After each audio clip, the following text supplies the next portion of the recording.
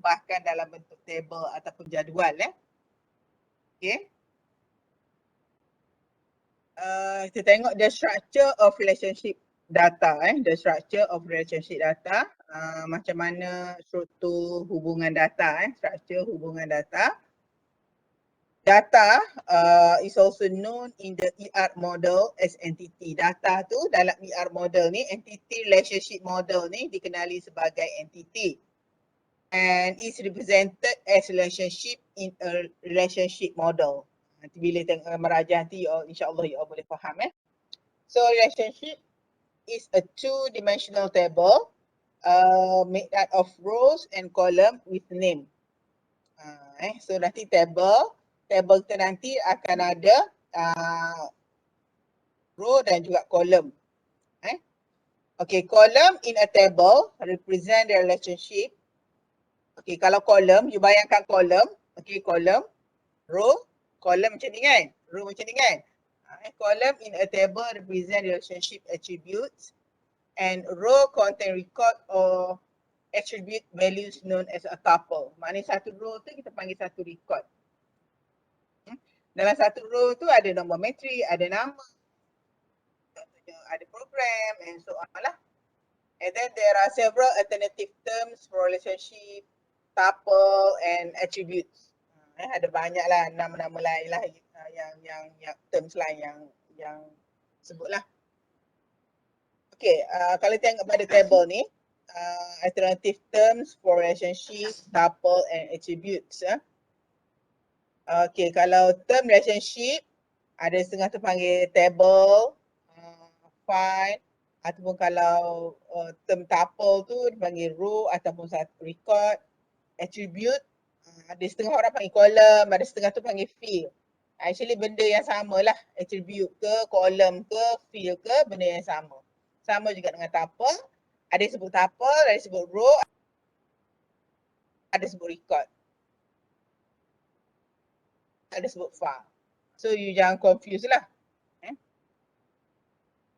Relationship structure is portrayed in two simple and common format. This format is composed of brief text statement and graphic representations.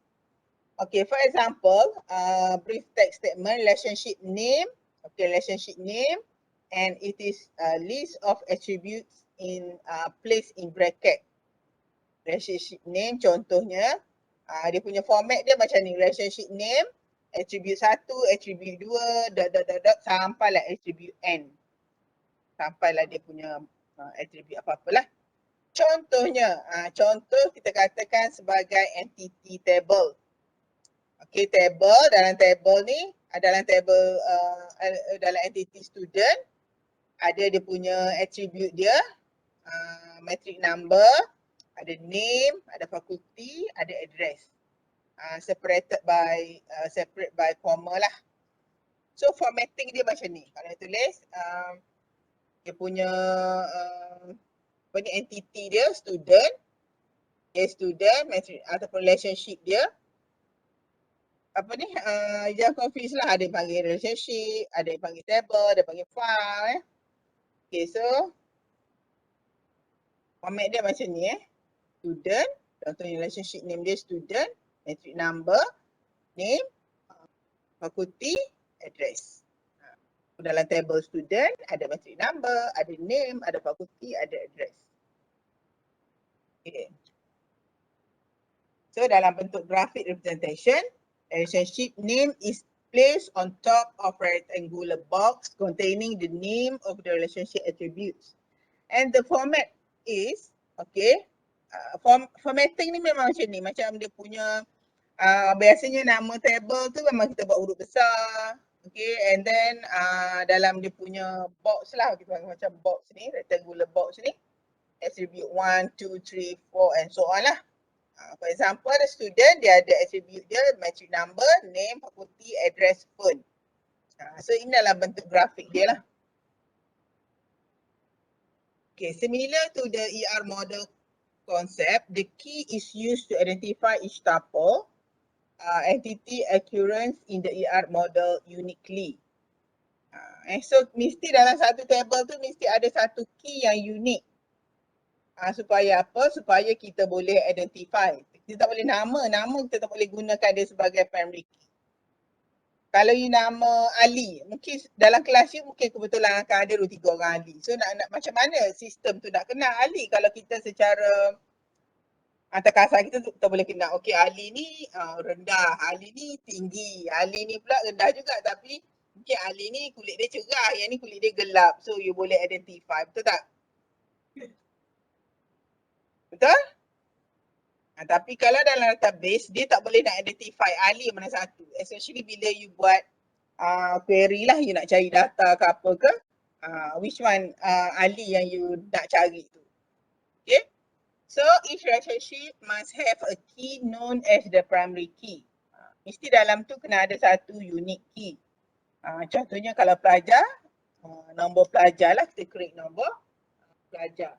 Tapi kalau dalam apa ni, macam contohnya bank ke, mesti akan ada nombor account, ada something yang unik.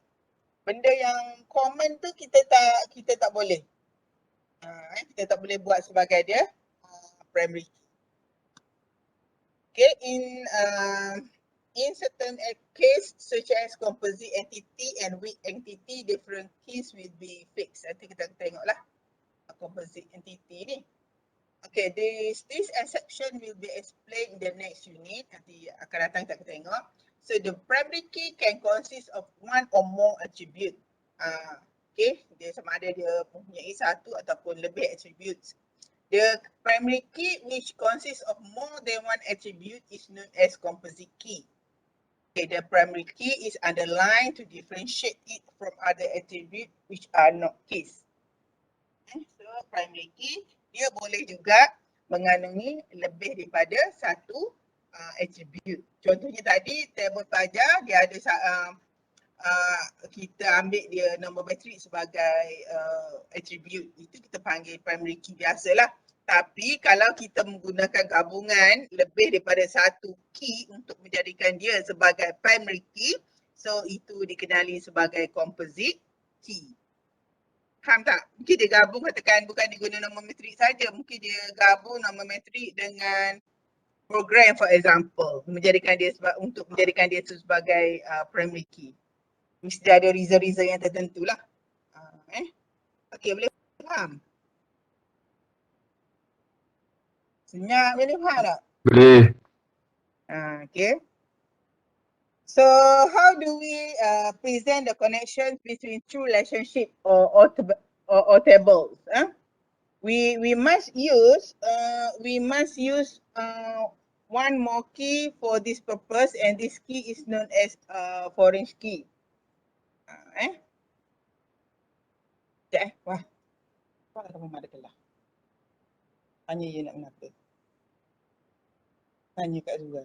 Dia jawab mana ada kelah. Okay, we must use one more key for this purpose, and this is known as a foreign key. So a foreign key is an attribute or several attributes in a relationship that becomes a primary key in other relationships. Okay, faham tak? Foreign key ni macam ni. Katakan kita ada dua table, contohlah table A, table B.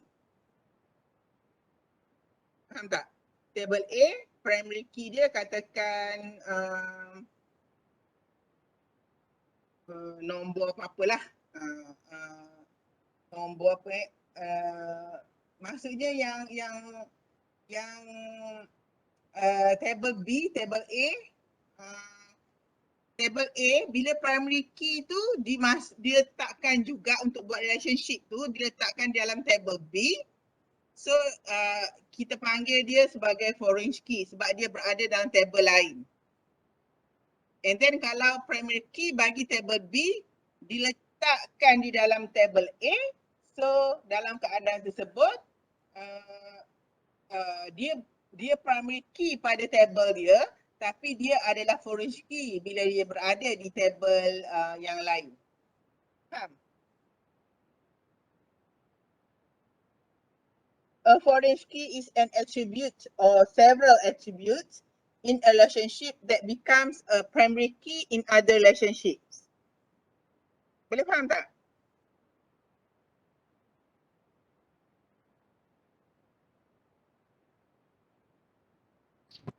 Boleh pun. Maksudnya dia adalah primary key bila dia berada di dalam relationship dia sendiri ataupun di dalam table dia sendiri. Tapi bila dia berada macam kita lah, kita dalam kita analoginya saya boleh kata macam ni, kita rakyat Malaysia kan? Betul tak? Kita adalah warga negara Malaysia. Bila kita pergi masuk ke negara lain, contohnya kita pergi ke negara Thailand, kita adalah foreigner. Betul tak? Ataupun orang Thailand. Dia negara dia adalah warga negara Thailand. Tapi bila dia masuk ke Malaysia, dia adalah foreigner. Kan tak? Faham. Sama je dengan foreign key ni. Okay. Contoh, ni ada contoh For example, there are two relationships between students and course. Students, metric number, name, fakulty, code, course code. Ini dia punya metric number. Metric number, dia punya attribute. And then, kalau tengok kat sini, course, table course, ada course code, course name, credit hours. So, you perasan tak dalam table student, macam mana dia nak hubungkan antara table student dengan table course? So, relationship between in these two table, mestilah kena ada dia punya key lah. Untuk kita buat relationship ni, untuk dia baca. Jadi, course code ni kita letakkan dia dalam student, dalam table student. So, course code kat sini kita katakan dia sebagai foreign key. The course code attribute is the foreign key in a student relationship. So, it enables users to connect the students to the course he is taking. Kita boleh faham Okay.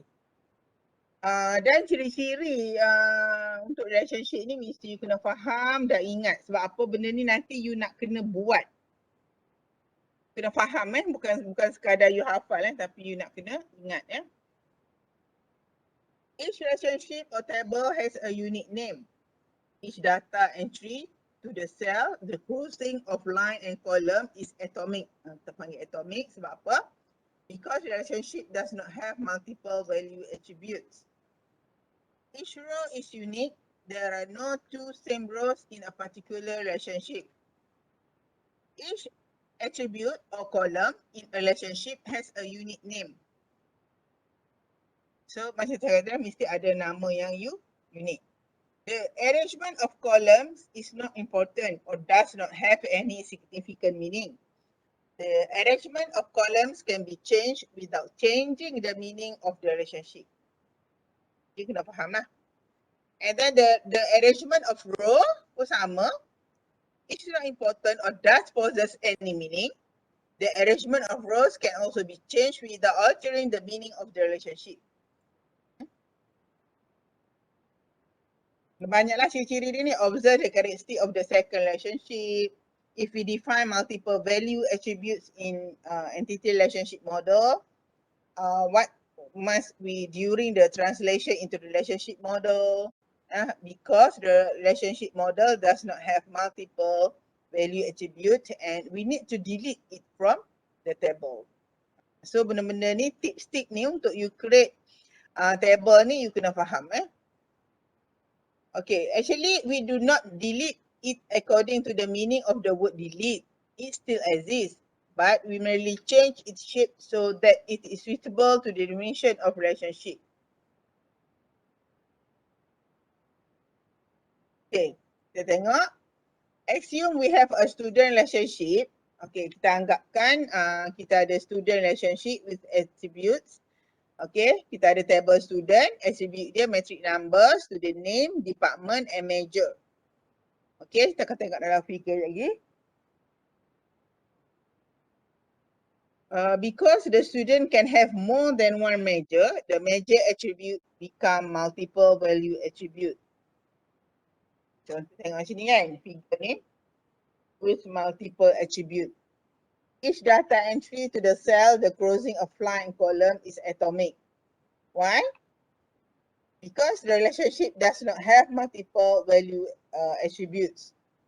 Contoh kalau kita kat sini, metric number, A1000 Maisara College 1 Computer Science. A1101 major dia ada dua. Ada Computer Science, ada Matematik. And so on lah. So, student 2, kalau yang ada relationship, so dia akan pecahkan dulu. Kita akan pecahkan dia dulu. A0000 Maisara, dia ambil Computer Science. A001 Maria, College 1, Computer Science. Yang ni ada dua. Sebab dia ambil major dia ada dua. So kita kena pecahkan dulu dia kepada dua lah. Macam Muaz dengan Maria ni. Okay, so kita pecahkan, kita kena buat satu-satu. Nanti kita tengok nantilah macam mana kejadiannya. So delete a multiple value attribute. So dia ada multiple value attribute. Sepatutnya ada satu je. Tapi in this case dia multiple, dia ada lebih. Sebab dia ambil dua. So macam mana kita nak buat sistem kita ni supaya dia boleh baca dua. Okay, break up the multiple value attribute. Maksudnya daripada tadi. So daripada macam ni kan. Dia macam ni. A001 ni computer science dan matematik juga. Kita break up dia. So that's why dia jadi dua juga kat sini. Sepatutnya Muaz. Contoh Muaz ni dia ambil account dengan management. Kan account management account formal management. So dia kena break up, kena pecahkan. Okay. Step pertama kita kena pecahkan. Maksudnya dia kena berada dalam satu row bagi setiap attribute. Boleh faham tak? Boleh. Okay. Korang jawab boleh. Yang lain tu buat apa Faham ke tak faham Sebab ni so kalau rasa tak faham, dia boleh PM saya ke apa ke. Sebab sekarang ni memang apa ni? Susah kan kalau kat kampus korang badak pun dah apa ni? Strict sikit lah. Sebab dah ada student yang positif kan. So you kena hati-hati sikit lah. Sebab student ni, dia datang daripada pelbagai negeri kan. Mungkin dah buat swab test sebelum masuk tapi mungkin tak detect ke macam mana ke kan. Okay, so table tadi contain solitary attribute and it has fulfilled the atomic character of relationship. So the table name has been changed to student 2 to distinguish it from the original student table. So yang original student table tadi tu kan dekat bahagian program apa dia ada dekat meja tu dia ada dua. So bila kita pecahkan kita anggaplah dia sebagai apa ni ini sebagai student table 2 student table 2. Okay. The new table consists of weakness that will be rectified in the normalization topic which you will learn in the next unit. So yang macam ni pun dia akan jadi weakness lah. So table tu consists of weakness. So nanti kita akan belajar detail lagi in the next topics. Okay, kalau integrity constraint pula, the relationship data model has several types of constraints to ensure accuracy and data integrity in the database. So among them are domain constraint, entity integrity, reference integrity, and organizational constraint. And then kalau domain constraint, ada elemen-elemen sama ada domain name, description, data type, and data size. Contohlah domain definition. Attribute, metric number, domain name metric number, explanation. Metric number is student metric number, domain data type is character, size dia berapa 5. Kita tak boleh nak suka hati kita je nak letak size dia berapa. So kita tengok keperluan. Kalau memang nombor matrik itu melibatkan 5 angka sahaja, so kita letakkan size dia 5. Kalau nama tu kita anggap-anggaplah panjang seseorang punya nama tu 20. karakter. So kita letak 20 je. Tak boleh nak letak 30 ke 40 ke 50 ke. Sebab apa? Nanti dia akan membazir ruang. Dia akan reserve. Walaupun kita tak guna, okay, still dia dah reserve dah. Itu adalah untuk data type ni khas untuk attribute metric number. Metric number contohnya you buat 20. So you bayangkanlah kalau 20, data tu boleh muat berapa, boleh darat berapa. Membazir ruang. Betul tak? Dan sebagainya lah. Kalau kita sini, kalau date tu, data type dia date lah. Size tu memang tak ada lah. Okay. Entity integrity. The purpose of entity integrity is to ensure that each relationship possesses that primary key and data value that is legal. What is the legal data value for the primary key? Okay. So kita akan tengok macam mana kita still remember the attribute condition to be chosen as a primary key. Okay, if a particular attribute is to be made a key, it must not have a null value. Kita tak boleh nak letak null value. Mesti kena ada nilai. You also know that the null value is placed on attribute if the attribute value is unknown at the time and it is to be filled, or if its attribute value bears no relation to the situation or the entity itself. The null value is not the same as number 0 or blank character. Tak sama Okay, the entity integrity make it compulsory for you to fill each columns of the key with the unique key values. Mesti kena masukkan nilai iaitu unique key punya values lah. And as such, the entity integrity state that the primary key must not contain the null value. Tak boleh. Mesti kena isi juga. Tak boleh letak kosong atau tak boleh tak letak apa-apa. Mesti kena ada value. So that's why kalau nak jadikan primary key, tak boleh kalau kita jadikan primary key tu nilai null value. Tak boleh. Okay, because why? If the null value is permitted, there are maybe several keys values with the null value. Okay. So that's why kita kata kalau begitu, the key value is no longer unique lah. So that's why primary key ataupun key tu mestilah bukan nilai null lah.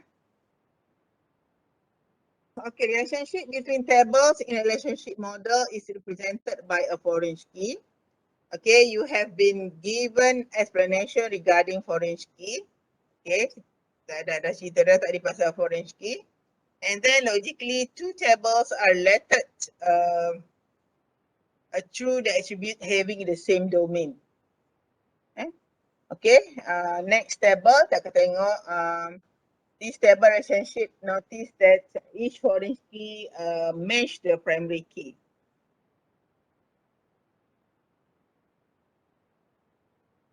Okay, nampak tak? Order number, dalam order number ada apa? Ada customer number. Customer number ni daripada mana? Daripada table customer. So in this case, customer number dalam table order dia adalah foreign. Dia adalah foreign key. So sama juga dengan yang product order dengan product. Okay, product code okay adalah foreign key pada product order. And then order number is foreign key bagi table order. Dalam table product order lah dia adalah foreign key sebab dia adalah primary key bagi table order. Okay, the purpose of reference integrity is to ensure that the data rows are consistent between related tables, and the reference integrity states that if a foreign key exists in relationship, then the value of each foreign key must match the value of each primary key in the relationship. Okay, or is present the value of the foreign key must be null. So you kena faham lah yang ni. Okay, for example, department code is a foreign key in the relationship worker. Department code is a foreign key in the relationship worker sebab dia adalah bukannya attribute bagi worker, tapi dia diletakkan dalam worker, dalam table worker bagi menghubungkan dengan table department. So department code is the primary key in its original relationship department. And then we cannot, for example, record worker particulars by using department code. Okay, if the department code is not yet existing in the department relationship. So mesti dia kena wujud dulu lah. However, we can fill the department code space with the null value for a specific case. For example, if new workers are appointed and they have not yet been assigned to specific department. So dalam keadaan kes macam ni boleh. So you fahamkan dulu statement ni, insyaAllah you boleh faham lah. Okay. Okay. We can examine where the reference integrity needs to be checked by representing graphically the relationship between tables and list the relationship scheme and place arrow in between the foreign key and the primary key according to the related tables. So kita tengok dalam next table ni, macam ni lah kalau dari segi ni. Customer number ni yang kita apa ni? Ini adalah foreign key dalam table order. Attribute customer number adalah foreign key. Sama juga dengan yang ini, product code adalah foreign key dalam table order product. Sebab dia adalah origin dia ialah dalam table product, bukan dalam table order product.